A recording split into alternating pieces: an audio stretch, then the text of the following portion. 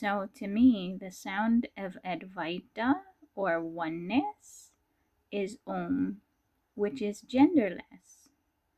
And then when Om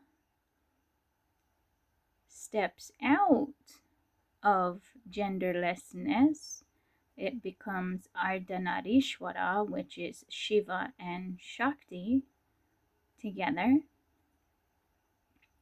And then, of course, celebrating we into the various 11 genders, etc., etc., etc., that happens after that split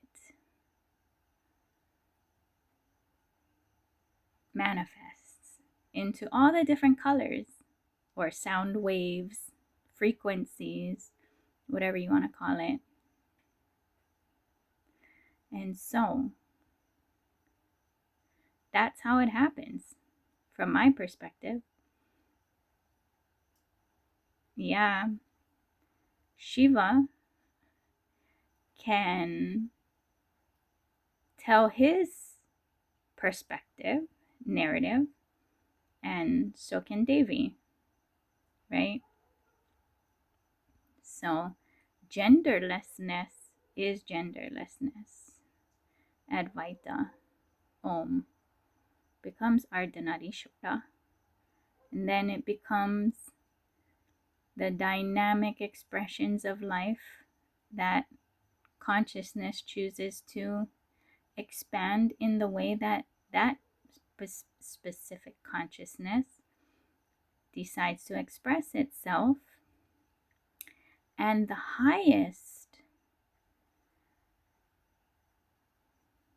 blessing that anybody can give to all, which I am extending that invitation, is that in Hinduism, one can even start their own sampradaya, which I am fully exercising that right.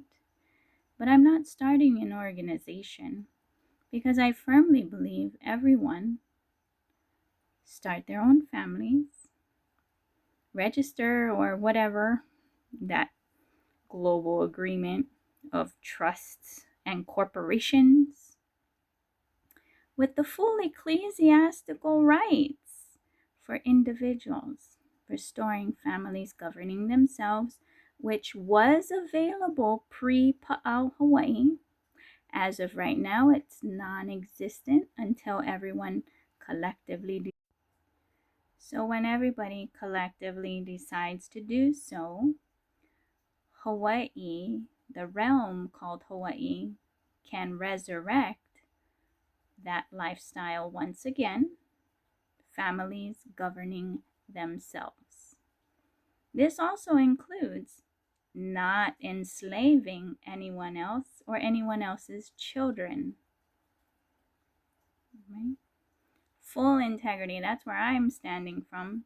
So that I am raising the bar back to where it should be, starting from. So yes, I'm building my own sampradaya, but I fully expect everyone to build their own also. And where the rubber meets the road spiritually as well as legally, those are my standards. And so I am doing the kahea, the clarion call to all mothers, because we are the source of life. Men can't, government can't, countries can't, organizations can't.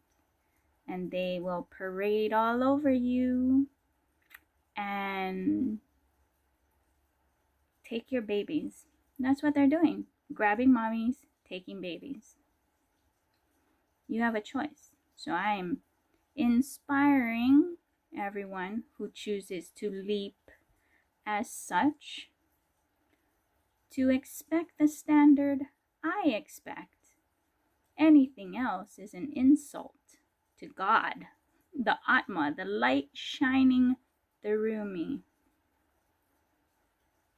So, all the no dusty bums allowed crew who believe as such, the NDBA,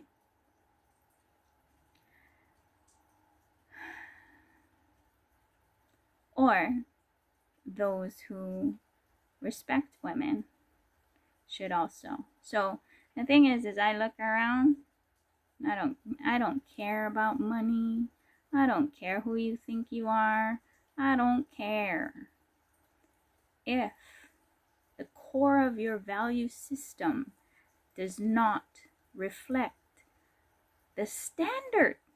This is not effort. This is standard, right? I'm talking about standard effortless behavior, because that's not love. It's just so, because the standard, the starting block of my expectation is there, I hope it inspires you also. So I don't care if someone is a CEO or an owner of a company, because you're just chattel in some portfolio of some country who thoroughly disrespects you and your Atma, right? When countries themselves are just corporations, and we're all just floating around in this human-made, not even enlightened humans made construct called UCC, Maritime Admiralty Law, where everything is contracts. Treaties are contracts. That's all that they are. So, Global Peace Treaty is the only actual and factual humanitarian law, not some book written by some guy. And I'm fully aware of what I am saying. I hope you are too. Go find Nemo in Ballantine with a B, Ballantine's Legal Dictionary. And you should collect all those legal dictionaries. At some point, I do hope Kailasa will have those readily available for all. I know I will make sure that will start happening. I did put in that boon request, but it seems there is a struggle. Paramashi was struggling. I'm not struggling, because that's like standard. It's not even an expectation of going above and beyond. That's just like basic stuff. That's where I'm at. My expectations rise. Globally, it seems America the Republic, which is not U.S. corporation. U.S. corporation is a British construct. That's why Britain dictates the credit reporting. So you have to expatriate from U.S. corporation and repatriate to America the Republic. But America the Republic, because of the Declaration of Independence, which is a global treaty recognized, in that we the people are the only titles of nobility. A judge is a title of nobility. That is within the U.S. corporate construct, which is the Federal Reserve and the bankers' construct. Globally, when you look around, I don't see anywhere else that has those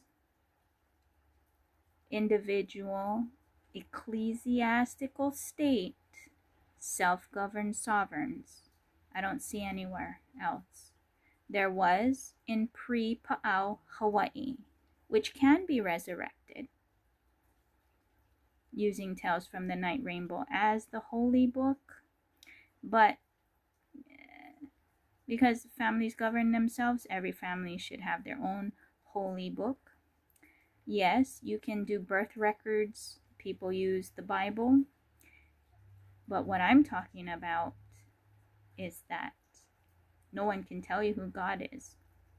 That's why I keep saying go find Nemo in legal dictionaries. Even within the Christian faith, no two people are talking about the same God. That's why I collect sound bites of men, because we're dealing with patriarchy and men have like the rooster mentality and coconut head kind of thing going on, and have a difficulty seeing beyond that. But that's natural and organic, because the ecclesiastical means you have the right for self-determination and preservation of what you decide and determine, the light shining through you, God's child, or Paramashiva himself, herself, right? So yeah, that's what it is. Just letting you know, things coming out, right? Soon enough. I love you. I do. Setting the standard.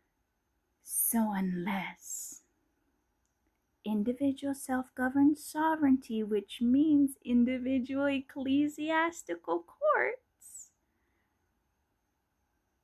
is not just spoken, empowered, encouraged, and taught,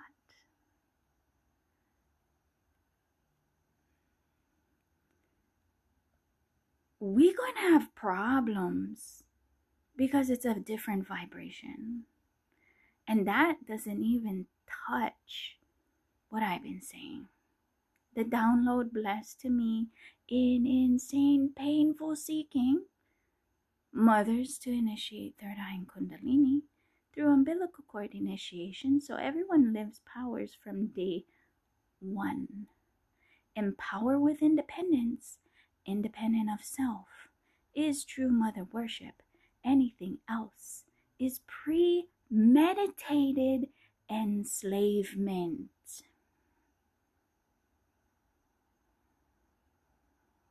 How else does, what was it, 90% of the Vedic civilization were enlightened beings? Maybe it was from day one, purposefully planned as such, to empower everybody to govern themselves ecclesiastically, because only they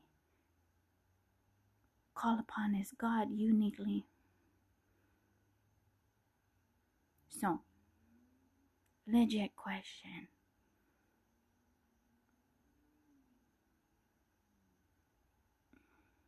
I will refrain.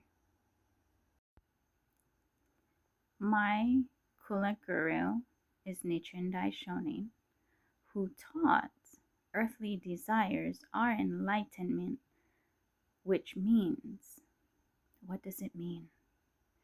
The unmanifest is Guru. So, you, me, we are all Paramashiva. Nobody can tell you who is God for you and what that means for you, or any of that. I am very thankful that I am open to different experiences to be able to translate for others, putting aside my preferences in order to study things with that proper context and intention. I do a lot of things. One of the things that I do is I collect sound bites of men. Why men? Because we're dealing with all these men patriarchal constructs imposing things upon us women, and our consciousness and our right to choose that which we want to take up, live, and believe. Saying that these men, and I make those videos, I'll post the link again, saying the same thing. Nobody can tell you who is God for you. It's even where the rubber meets the road legally as well, where unless everyone is taught and consciously built as such to where it was before. It's not an evolution. It was taken away. Why? I grew up on mountain peaks where the memory of this land is of power manifestors and families governing themselves, peacefully coexisting. This is pre-Pa'au, Hawaii. So because I walk barefoot on this land and clear channel here in it, I don't, any other kind of existence is insulting my Atma.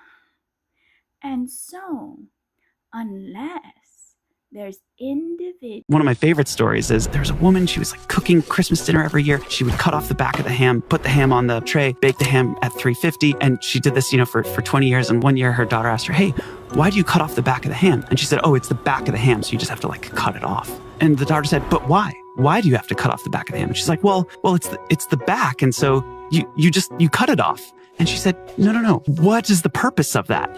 And she was like, I actually don't know. Let me call grandma and ask grandma. She said, grandma, why did you cut off the back of the ham? And she said, oh, because my baking dish was only 12 inches and the ham wouldn't fit on the ham. So I cut off the back of the ham to fit the ham on the baking dish. Now, 20 years later, this person had an 18-inch baking dish and was still cutting off the back of the ham. We do that every day in our lives. We cut off the back of the ham. And, you can be in the matrix and not even know why you're doing something anymore that used to provide utility to you and is no longer useful. We get so stuck in tradition that, it's always the way we've done it. Becomes a useful shortcut. But for many things that we're doing it because that's the way it's always been done, or really that's the way that I have always done it, without ever stopping to question, why am I doing it this way?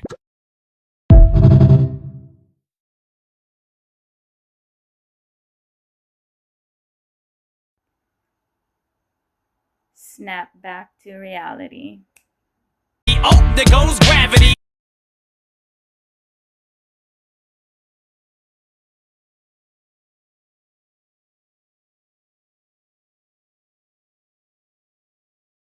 Oh my god, who has a beautiful body like a potato?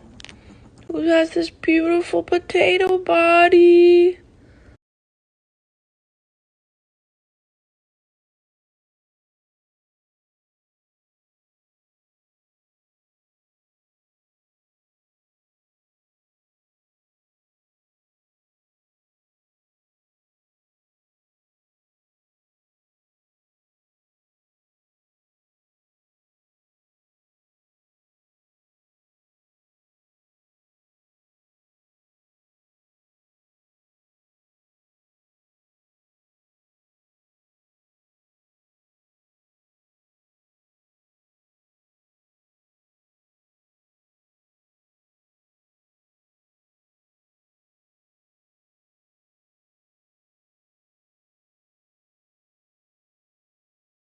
If you hang out with 5 confident people, you'll be the 6th. If you hang out with 5 religious people, you'll be the 6th. If you hang out with 5 intelligent people, you'll be the 6th. If you hang out with 5 idiots, you'll be the 6th. Your circle is everything. Who you surround yourself with defines exactly who you become. So choose your circle wisely and watch yourself thrive. Listen, they're not running away from you. They are running away from the person that they have to become in order to be with you. And let me tell you right now, my friend, that is a blessing.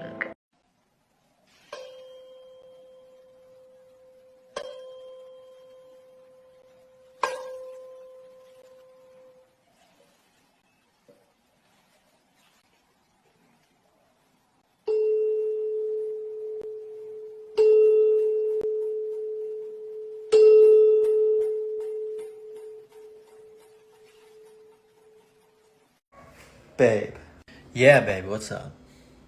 what's the difference between a man and a boy?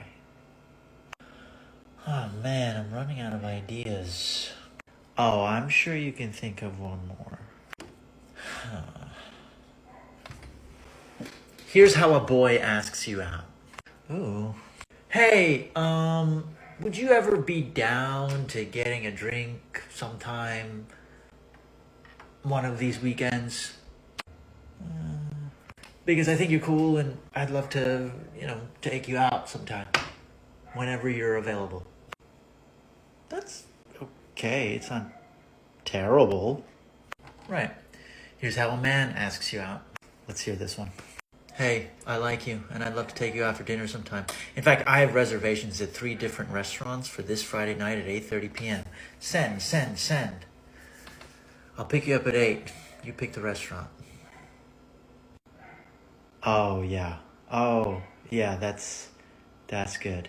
Intentions, a plan with options. That's how it's done. I've worked with the Navy SEALs, and I asked them, like, how do you pick like the guys that go on SEAL Team 6, right? Because they're the best. And they drew a graph for me, and on one side they wrote the word performance, and on the other side they wrote the word trust. The way they define the terms is performance on the battlefield and performance off the battlefield. So this is your skills. This is, did you make your quarterly earnings, however you want to translate it, right? Performance, it's traditional. This is, how are you off the battlefield? What kind of person are you? The way they put it is, I may trust you with my life, but do I trust you with my money and my wife? They're SEALs. This is what they told me. Nobody wants this person, the low performer of low trust, of course. Of course, everybody wants this person, the high performer of high trust, of course. What they learned is that this person, the high performer of low trust, is a toxic leader and a toxic team member. And they would rather have a medium performer of high trust, sometimes even a low performer of high trust, it's a relative scale, over this person. This is the highest performing organization on the planet, and this person is more important than this person. And the problem in business is we have lopsided metrics. We have 1,000,001 metrics to measure someone's performance and negligible to no metrics to measure someone's trustworthiness. And so what we end up doing is promoting or bonusing toxicity in our businesses, which is bad for the long game because it eventually destroys the whole organization. The irony is it's unbelievably easy to find these people. Go to any team and say, who's the asshole? And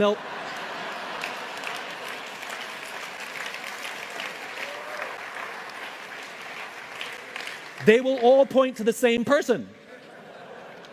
Equally, if you go to any team and say, who do you trust more than anybody else? Who's always got your back? And when the chips are down, they will be there with you. They will also all point to the same person. It's the best gifted natural leader who's creating an environment for everybody else to succeed, and they may not be your most individual highest performer. But that person, you better keep them on your team.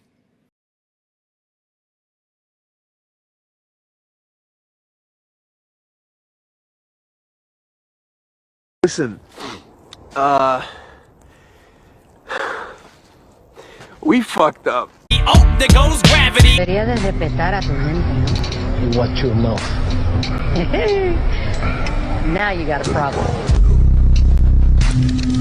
Listen, they're not running away from you. They are running away from the person that they have to become in order to be with you. And let me tell you right now, my friend, that is a blessing.